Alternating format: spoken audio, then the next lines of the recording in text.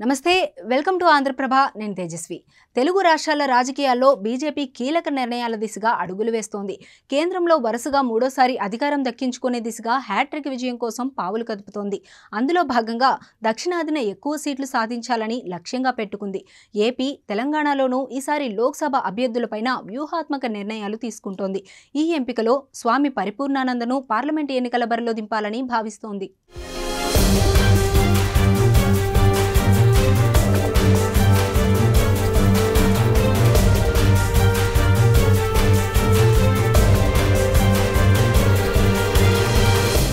కాకినాడ శ్రీపీఠం పీఠాధిపతి స్వామి పరిపూర్ణానంద వచ్చే ఎన్నికల్లో పోటీ చేయడం ఖాయంగా కనిపిస్తోంది హిందుత్వ అజెండాతో మత వ్యాప్తి దిశగా స్వామి పరిపూర్ణానంద అనేక కార్యక్రమాలు నిర్వహిస్తున్నారు 2018 తెలంగాణ అసెంబ్లీ ఎన్నికల సమయంలో బీజేపీ గెలుపు కోసం కీలక బాధ్యతలు నిర్వహించారు ఇన్ఛార్జిగా పనిచేశారు ఆ ఎన్నికల్లో బీజేపీ ఒక్క సీటే గెలిచినా ఓట్ల శాతం పెరిగింది ఆ తరువాత పార్టీ విస్తరణ ప్రచారం కొనసాగించారు 2019 పార్లమెంటు ఎన్నికల సమయంలో నిజామాబాద్ ఆదిలాబాద్ పరిధిలో చేసిన ప్రచారం హిందుత్వ సభల ద్వారా అనూహ్యంగా బీజేపీకి మద్దతు పెరిగింది ఫలితంగా ఆ ఎన్నికల్లో బీజేపీ 4 పార్లమెంటు స్థానాలు గెలుచుకుంది ఈసారి ఎన్నికల్లో హిందూపురం నుండి బీజేపీ అభ్యర్థిగా స్వామి పరిపూర్ణానంద పోటీ చేసే అవకాశం ఉందని తెలుస్తోంది